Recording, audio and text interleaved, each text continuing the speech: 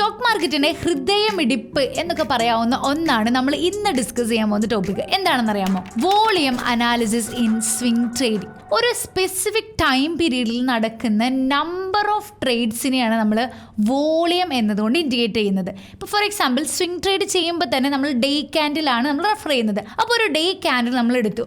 ഞാനൊരു green day candle സ്ക്രീനിലൂടെ കാണിച്ചിട്ടുണ്ട്. എന്താണ് ഇതുകൊണ്ട് ഇൻഡിക്കേറ്റ് ചെയ്യുന്നത്? അതായത് 9:15 ഒരു സ്റ്റോക്ക് 100 റുപ്പീസിന് ട്രേഡ് ചെയ്ത് തുടങ്ങി. ഓക്കെ, ആൻഡ് 3:30 അത് അവസാനിച്ചപ്പോൾ ഒരു 110 രൂപയാണ് അതിൻ്റെ വാല്യൂ എന്ന് വിചാരിക്കുക. ഓക്കെ, അപ്പോൾ 100 രൂപയ്ക്ക് ട്രേഡ് സ്റ്റാർട്ട് ചെയ്തു. രാവിലെ 3:30 ആയപ്പോൾ ട്രേഡ് അവസാനിച്ചു 110 അന്നത്തെ ആ കച്ചവടം അവസാനിച്ചതെങ്കിൽ അതിൻ്റെ പ്രൈസ് 100-ൽ നിന്ന് 110 പോയതുകൊണ്ടാണ് ആ ക്യാൻഡിൽ ഗ്രീനായിട്ട് കണ്ടത്.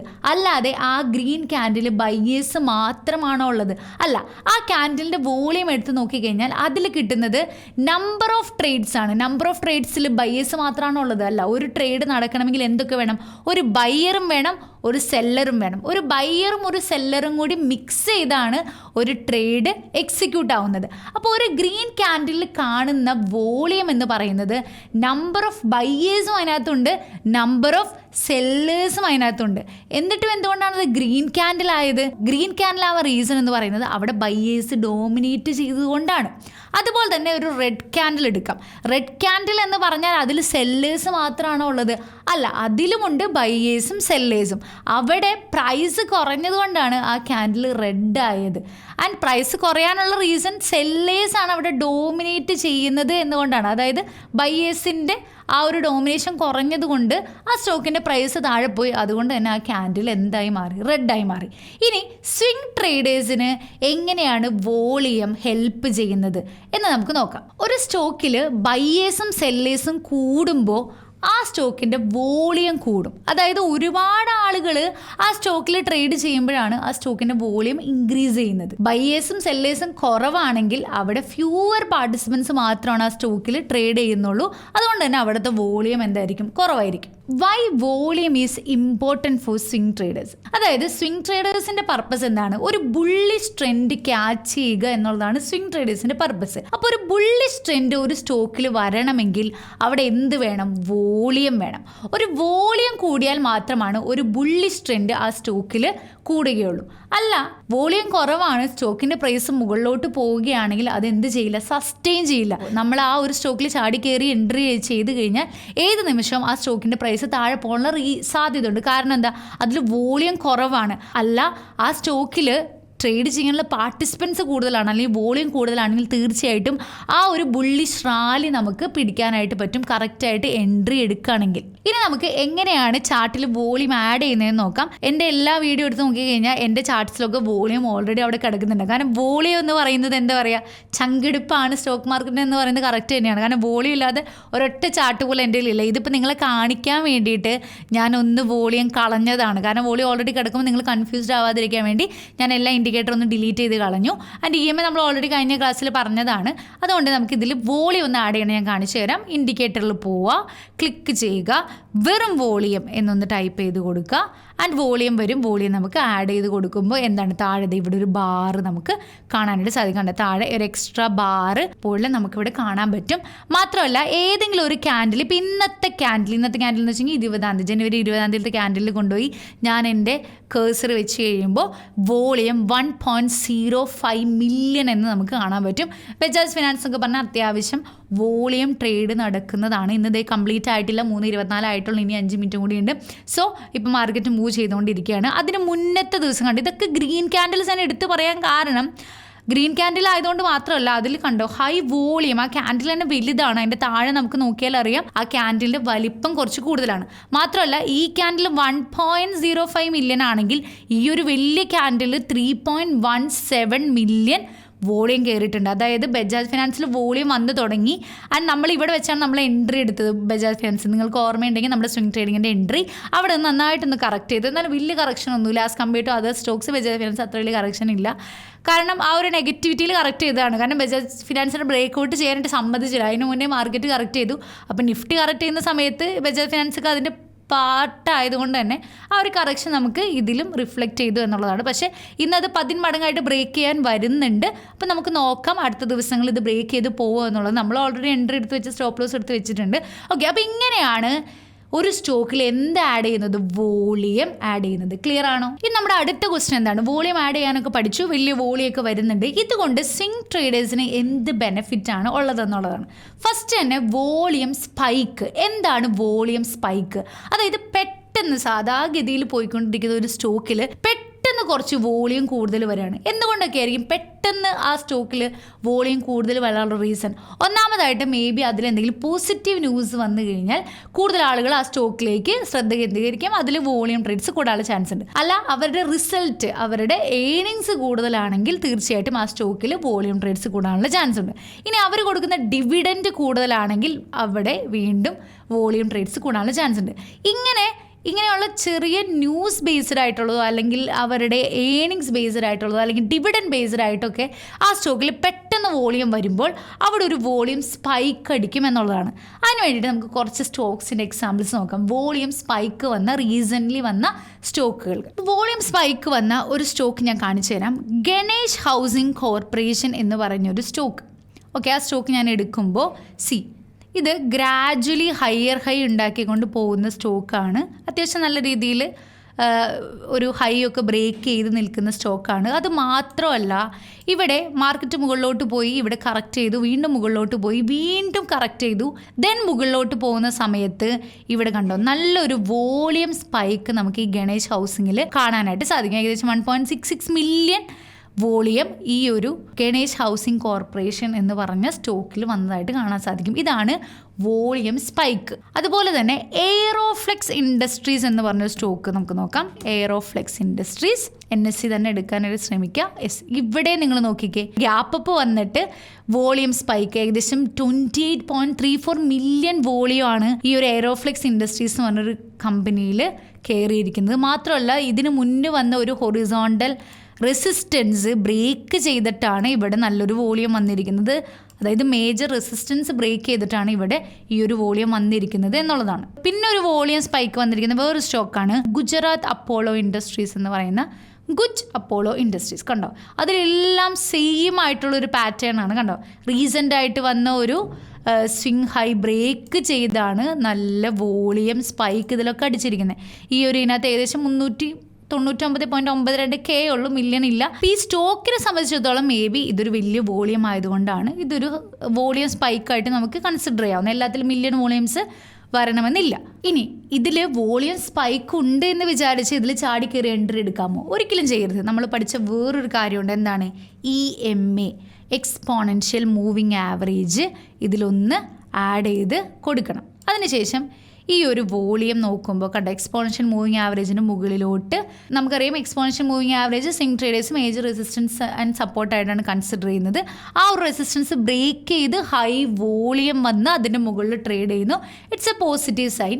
ശരിക്കും ഈ വോളിയം മാത്രമല്ല, EMA, volume, trend, reversal candle, ഈ ഒരു 3 കോമ്പിനേഷനാണ് നമുക്ക് വേണ്ടത്. അപ്പോൾ EMA നമ്മൾ ഓൾറെഡി പറഞ്ഞു. രണ്ടാമത് ഇനി നമ്മൾ പറഞ്ഞത് വോളിയം അനാലിസിസ് ആണ്. ഇനി മൂന്നാമത് നമ്മൾ ട്രെൻഡ് റിവേഴ്സലും കൂടി പറയണം. അതൊരു വീഡിയോ ആയിട്ട് ഞാൻ ചെയ്യാം. അപ്പോൾ ഈ ഒരു 3 ടോപ്പിക്കും പഠിച്ചു കഴിഞ്ഞാൽ ഇത് വെച്ച് മോർ ട്രേഡ്സ് നമുക്ക് എക്സിക്യൂട്ട് ചെയ്യാവുന്നതാണ്. ഓക്കെ, അപ്പോൾ വോളിയം സ്പൈക്ക് പറഞ്ഞു. ഇനി അടുത്ത വോളിയം ഫുട് പ്രിൻറ്റ്സ്. അതായത് വോളിയം ചെറുതായിട്ട്, അതായത് വോളിയം സ്പൈക്ക് അടിച്ചു കഴിഞ്ഞിട്ട് നമ്മൾ അറിഞ്ഞു കഴിഞ്ഞാൽ നമുക്ക് പ്രത്യേകിച്ച് എൻട്രി ഒന്നും പോകാനില്ല. പിന്നെയുള്ള ഒരു എൻട്രി എന്ന് പറയുന്നത് വോളിയം സ്പൈക്ക് വന്ന് EMAയുടെ മുകളിലാണ് എൻട്രി എടുക്കാം.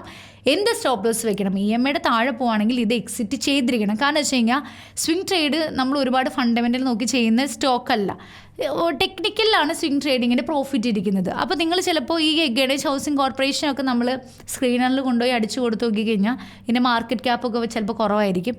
ഇത് ഞാൻ കഴിഞ്ഞ ദിവസം നോക്കിയിരുന്നു, എനിക്ക് വലിയ ഓർമ്മയില്ല. നമുക്ക് വേണമെങ്കിൽ നിങ്ങളൊന്ന് പോയി നോക്കിയിട്ട് ഇതിൻ്റെ താഴെ കമൻറ്റ് ചെയ്യുക എത്രയാണ് ഗണേഷ് കോർപ്പറേഷൻ്റെ മാർക്കറ്റ് ക്യാപിറ്റലൈസേഷൻ ഉള്ളത്. ആൻഡ് അതുപോലെ തന്നെ അതിൻ്റെ പ്രോസും കോൺസൊക്കെ നോക്കുമ്പോൾ ചിലപ്പോൾ ഒരു നെഗറ്റിവിറ്റി നമുക്ക് ഫീൽ ചെയ്യും. പക്ഷേ അങ്ങനെ നോക്കിയിരുന്നു കഴിഞ്ഞാൽ നമുക്ക് സ്വിങ്ങിൽ എൻട്രി കിട്ടില്ല. Swing is full technical analysis വെച്ചാണ് എൻട്രി ചെയ്യേണ്ടത്. പക്ഷേ നമ്മുടെ ഒരു സമാധാനത്തിൽ നമ്മൾ ഫണ്ടമെൻ്റലും കൂടി നോക്കിയിരിക്കുക. പക്ഷേ ശരിക്കും നിങ്ങൾ SL ഇറങ്ങാത്തവർക്കാണ് അങ്ങനെയുള്ള പേടികൾ. നിങ്ങൾ ടെക്നിക്കലി നോക്കുക, എൻട്രി എടുക്കുക, SL ഇറങ്ങുക, ആൻഡ് പ്രോഫിറ്റ് മാക്സിമം റൈഡ് ചെയ്യുന്നുള്ള കൺസെപ്റ്റിൽ തന്നെ ഇരിക്കുക.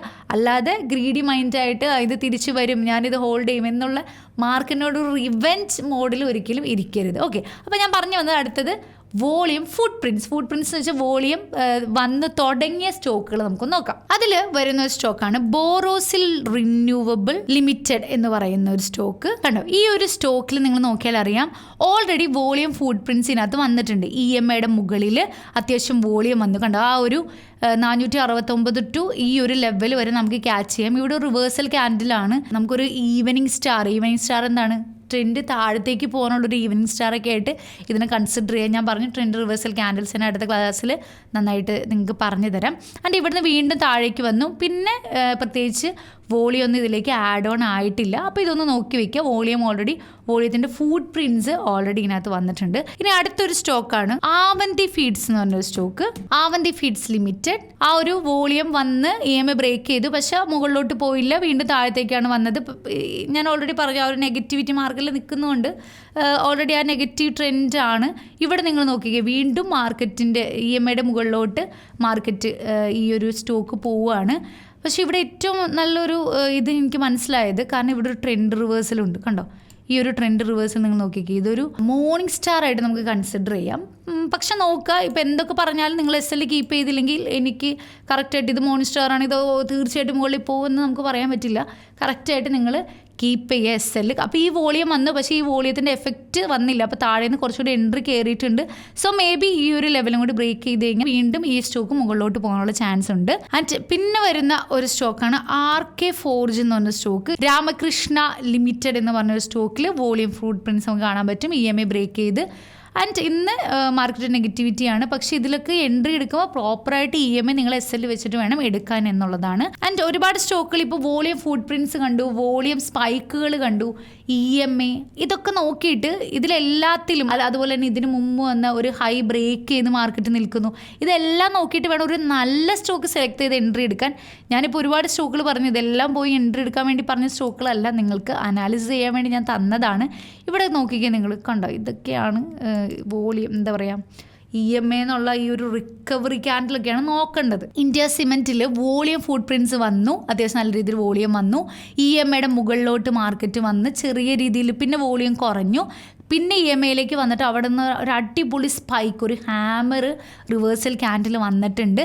സോ ഈ ഒരു ലെവൽ ബ്രേക്ക് ചെയ്ത് കഴിഞ്ഞാൽ ഇന്ത്യ സിമെൻറ്റിൽ നമുക്കൊരു റാലി നമുക്ക് എക്സ്പെക്റ്റ് ചെയ്യാമെന്നുള്ളതാണ്. അപ്പോൾ ഇത്രയാണ് വോളിയം ഫുട് പ്രിൻറ്റ്സ് കാണിച്ച സ്റ്റോക്കുകൾ എന്ന് പറയുന്നത്. ഇനി നമുക്ക് ഹൈ വോളിയം വന്ന സ്റ്റോക്കുകൾ ഏതൊക്കെയാണെന്ന് നോക്കാം. സാപ് TNL എന്ന് പറഞ്ഞൊരു സ്റ്റോക്കാണ്. സാപ് TNL ഇതിൽ ഇങ്ങനെ സ്റ്റോക്കുകൾ നിങ്ങൾ ചിലപ്പോൾ കണ്ടിട്ടുണ്ടാവും. ഈ ഒരു സ്റ്റോക്കിൽ ഒട്ടും തന്നെ വോളിയം ഉണ്ടായിരുന്നില്ല. കണ്ടോ, വെറുതെ എല്ലാ ദിവസവും അപ്പർ സർക്യൂട്ട് അടിച്ചുകൊണ്ടിരിക്കുന്ന ഒരു സ്റ്റോക്കാണിത്. കണ്ടോ, മുകളിലോട്ട് തന്നെ പോയിക്കൊണ്ടിരിക്കുന്നു. ഡെയിലി ക്യാൻഡിൽ പോലും വോളിയം ഇല്ല. വീക്ക്ലി ക്യാൻഡിൽ എടുത്ത് നോക്കാം, വീക്ക്ലി ക്യാൻഡിലും വലിയ കാര്യമായിട്ട് വോളിയം ഒന്നുമില്ല. പക്ഷേ ഡെയിലി അപ്പർ സർക്യൂട്ട് അടിച്ചുകൊണ്ടിരിക്കുന്ന സ്റ്റോക്കാണ്. സോ ഇത് ഇങ്ങനെ നോക്കുമ്പോൾ നമുക്ക് മനസ്സിലാവില്ല എങ്കിൽ നമുക്ക് സ്ക്രീനറിൽ പോയിട്ട് ഇതെന്താണ് ഈ കമ്പനിയിൽ സംഭവിക്കുന്നത് എന്നും കൂടി ഒന്ന് നോക്കാം. സ്ക്രീനറിനെ കുറിച്ച് അറിയാത്തവർ തീർച്ചയായിട്ടും എൻ്റെ പ്രീവിയസ് വീഡിയോ കണ്ടു കഴിഞ്ഞാൽ സ്ക്രീനർ ഡീറ്റെയിൽ ആയിട്ട് അതിനകത്ത് പറയുന്നുണ്ട്. SAB TNL എന്ന് പറയുന്ന ഒരു company, Shri Adhikari brothers television network limited എന്നാണ്. കമ്പനി നോക്കുമ്പോൾ market capitalization 1638 crore. Okay, fine. And വേറെ ഇതിനെക്കുറിച്ച് പ്രോസ് നോക്കുമ്പോൾ കമ്പനി ഹാസ് റെഡ്യൂസ്ഡ് ഡെപ്റ്റ്, കമ്പനി ഈസ് ഓൾമോസ്റ്റ് ഡെപ്റ്റ് free, stock is trading at 144 times in book value, company has low interest coverage ratio, company has high debtors of 358 days എന്നാണ്. And ഇതിൻ്റെ sales growth ഒക്കെ നോക്കുമ്പോൾ വലിയ കാര്യമായിട്ട് ഒരു ഡാറ്റ നമുക്കില്ല. സോ കാര്യമായിട്ട് ഒരു വോളിയും ഇല്ല, അപ്പർ സെക്യൂട്ട് അടിച്ചുകൊണ്ടിരിക്കുന്നു. ചിലപ്പോൾ ഇതിൽ എൻട്രി പോലും കിട്ടില്ല. പക്ഷേ ഇതിൽ ഒരൊറ്റ ഹൈ വോളിയം എന്തേ വന്നിട്ടുണ്ട്, 35K എന്ന് പറയുന്നത്. ബാക്കിയെല്ലാം കണ്ട 500 ട്രേഡ്, 600 ട്രേഡ്, 100 ട്രേഡൊക്കെ നടക്കുന്നുള്ളൂ. മേ ബി ഇത് പ്രൊമോട്ടേഴ്സ് തന്നെ പ്രൊമോട്ട് ചിലപ്പോൾ കയറ്റുന്നതാവും. പക്ഷെ പെട്ടെന്നൊരു എന്താ പറയുക, ഒരു സ്പൈക്ക് വന്നിട്ടുണ്ട്. പക്ഷെ എന്താണെന്ന് അറിയില്ല, ഒരു ഹൈ വോളിയം, ചിലപ്പോൾ അതിൻ്റെ എന്തെങ്കിലും പോസിറ്റീവ് ആയതുകൊണ്ടായിരിക്കാം, നമുക്കറിയില്ല. നോട്ട് ചെയ്ത് വെക്കുക എന്നുള്ളത് തന്നെയാണ്. ഇതിലൊന്നും പോയി എൻട്രി എടുക്കരുത്, ഞാൻ നിങ്ങളുടെ അറിവിലേക്കായിട്ട് പറഞ്ഞതാണ്. അടുത്തൊരു സ്റ്റോക്ക് നോക്കാം, ഹൈ വോളിയം വന്നത്. എയറോഫ്ലെക്സിലും ഈ ഒരു ഹൈ വോളിയം വന്നിട്ടുണ്ട്. എയറോഫ്ലെക്സിൽ വോളിയം സ്പൈക്കും ഉണ്ട്. ആ വോളിയം സ്പൈക്ക് തന്നെയാണ് എന്ത് ഹൈ വോളിയം എന്ന് നമുക്ക്. ഹൈ വോളിയം എന്ന് പറഞ്ഞു കഴിഞ്ഞാൽ ഇതിന് മുന്നേ വരാത്തത്ര ഹൈ വോളിയം ഇതിൽ വന്നിരിക്കുന്നു. വോളിയം സ്പൈക്ക് എന്ന് പറഞ്ഞാൽ ഇത്രയും നാളും ഇല്ലാത്ത രീതിയിൽ ഒരു സ്പൈക്ക് വരുന്നു. Both are same. പക്ഷേ എങ്കിലും ചെറിയൊരു ഡിഫറൻസ് മാത്രമേ ഇത് രണ്ടും തമ്മിലുള്ളൂ. ആൻഡ് അതുപോലെ തന്നെ വരുന്ന BLS എന്ന് പറഞ്ഞൊരു സ്റ്റോക്കാണ്, BLS ഇൻറ്റൽ സർവീസ് ലിമിറ്റഡ്. ഇതിലും കണ്ട ഒരു വോളിയം സ്പൈക്ക് നമുക്ക് കാണാം. ആൻഡ് EMAയുടെ മുകളിലാണ്, ദാറ്റ്സ് എ ഗുഡ് സൈൻ. പക്ഷേ റിവേഴ്സൽ ക്യാൻഡിൽസ് ഒന്നും വന്നിട്ടില്ല. EMAയുടെ താഴെ നിന്ന് റിവേഴ്സൽ ഉണ്ട്, ഒരു ഡോജി, അതിൽ വലിയ വോളിയം ഇല്ല. അതിനുശേഷം വന്നിരിക്കുന്ന കീപ്പ് ഓൺ ബൈയിങ് ആണ്. So it's a good sign for bullish rally. And ഈ ഒരു ഹൈ, ഇതിനു മുമ്പ് വന്ന ഹൈ ബ്രേക്ക് ചെയ്ത് കഴിഞ്ഞാൽ നല്ലതാണ്. വേറെ സ്റ്റോക്ക് എന്ന് പറയുന്നത് സാബ് ഇവൻറ്റ്സ് എന്ന് പറഞ്ഞ സ്റ്റോക്കാണ്. ഈ ഒരു സ്റ്റോക്കിലും ഈ പറഞ്ഞ നേരത്തെ പോലെ തന്നെ വളരെ പെന്നി സ്റ്റോക്കാണ്. ഞാനിത് സോർട്ട് ചെയ്തപ്പോൾ എനിക്ക് കിട്ടിയതാണ്, അല്ലാതെ ഇതിൽ എൻട്രി എടുക്കാനല്ല. നോക്കുമ്പോൾ ഒട്ടും തന്നെ വോളിയം ഇല്ല, പക്ഷേ ഒരു സ്പൈക്ക് വന്നിട്ടുണ്ട്. 10 രൂപയുടെ സ്റ്റോക്കാണ്. ആൻഡ് ഇതും കൂടി നമുക്ക് നോക്കാം സ്ക്രീനറിൽ. എന്താണ് ഇതിൻ്റെ അവസ്ഥ എന്ന് അറിയണമല്ലോ. സാബ് ഇവൻറ്റ്സ് വെറും 11 കോടി മാർക്കറ്റ് ക്യാപിറ്റലൈസേഷനേ ഉള്ളൂ. കമ്പനി ഡെപ്റ്റ് റെഡ്യൂസ് ചെയ്തിട്ടുണ്ട്, ദാറ്റ്സ് എ ഗുഡ്. പക്ഷേ കോൺസ് നോക്കുകയാണെങ്കിൽ ഒരുപാട് നെഗറ്റീവ് ഉണ്ട്. പ്രൊമോട്ടേഴ്സൊക്കെ ഹോൾഡിങ്സ് ഒക്കെ കുറച്ചിട്ടുണ്ട്. സെയിൽസ് ഗ്രോത്ത് ഒക്കെ നോക്കുകയാണെങ്കിൽ കുഴപ്പമില്ല. 3 ഇയറിൽ 8% ആയിട്ട് നെഗറ്റീവിൽ നിന്ന് ഡെപ്റ്റ് ഫ്രീ ആയിട്ടുണ്ട് അവർ. That's a good sign. പക്ഷേ ഇതൊക്കെ വളരെ റിസ്കി സ്റ്റോക്സ് ആണ്. ഇതിലൊന്നും എൻട്രി എടുക്കരുത്. 10 രൂപയുള്ളൂ, പോയാൽ പോട്ടെ എന്നൊക്കെ വിചാരിച്ച് എടുക്കുന്നത് ഒരു നല്ല മെത്തേഡല്ല. അപ്പോൾ അത് വിട്ട് കളയുക എന്നുള്ളതാണ് ഇനി എനിക്ക് പറയാനുള്ളത്. അപ്പോൾ ഇത്രയും സ്റ്റോക്സ് ഞാൻ നിങ്ങളെ കാണിച്ചതിൽ ഞാൻ സെലക്ട് ചെയ്ത, അതായത് ഇത് കൊള്ളാം, ഇത് ഫൈനാണ് എന്ന് വിചാരിച്ച് ഞാൻ സെലക്ട് ചെയ്ത ഒരു സ്റ്റോക്കുണ്ട്. അപ്പോൾ അത് ഏതാണെന്ന് നിങ്ങൾ കണ്ടുപിടിച്ച് നിങ്ങളൊന്ന് കമൻറ്റ് ചെയ്യാമോ. ബജാജ് ഫിനാൻസ് വിട്ടേക്കുക, നമ്മൾ ഓൾറെഡി എൻട്രി എടുത്ത സ്റ്റോക്കാണ്. സോ ഇത് ബ്രേക്ക് ചെയ്യുകയാണെങ്കിൽ നമുക്ക് ഫർദർ എൻട്രി പോകാമെന്ന് ഞാൻ പറഞ്ഞിരുന്നു. പക്ഷേ ഈ ഒരു പറഞ്ഞ വോളിയം സ്പൈക്ക്, വോളിയം ഫുട് പ്രിൻറ്റ്സ്, അതുപോലെ തന്നെ ഹൈ വോളിയം, ഈ 3 കാര്യവും EMAയും ട്രെൻഡ് റിവേഴ്സിലൊക്കെ നോക്കി നമ്മൾ സെലക്ട് ചെയ്ത ഒരു സ്റ്റോക്ക് ഉണ്ട്. അപ്പോൾ ഈ വീഡിയോ കണ്ടിട്ട് നിങ്ങൾ ഏതായിരിക്കും അത് എന്ന് തീർച്ചയായിട്ടും കമൻറ്റ് ചെയ്യുക. നിങ്ങൾ ഇതുപോലുള്ള വോളിയം അനാലിസിസ് ചെയ്ത് എൻട്രി എടുത്തു കഴിഞ്ഞാൽ സ്വിംഗ് ട്രേഡിങ് നിങ്ങൾക്ക് പക്കയായിട്ട് വിജയിക്കാൻ പറ്റും. ഇനി അടുത്തതെന്ന് പറയുന്നത് ട്രെൻഡ് റിവേഴ്സിലാണ്. നമ്മുടെ ആ ഒരു സക്സസ് മന്ത്രം നിങ്ങൾ മറക്കണ്ട. EMA, volume plus trend reversal candle, ഈ ഒരു 3 കാര്യം നോക്കിക്കഴിഞ്ഞ് കഴിഞ്ഞാൽ നിങ്ങൾക്ക് സ്വിംഗ് ട്രേഡിങ്ങിൽ പ്രോ ആവുക എന്നുള്ളതാണ്. അതുപോലെ തന്നെ വോളിയം ഹാർട്ട് ബീറ്റ് ആണ്. ബാക്കിയെല്ലാം നമുക്ക് വേറെ എന്തെങ്കിലും വെച്ച് വേണമെങ്കിൽ കമ്പയർ ചെയ്യാം. സോ ഇതാണ് വോളിയം അനാലിസിസ് സ്വിംഗ് ട്രേഡേഴ്സിന് വേണ്ടിയിട്ട് ചെയ്യേണ്ടത്. അപ്പോൾ വീണ്ടും ഒരു വീഡിയോ ആയിട്ട് വീണ്ടും കാണുന്നവരേക്കും ബൈ ബൈ.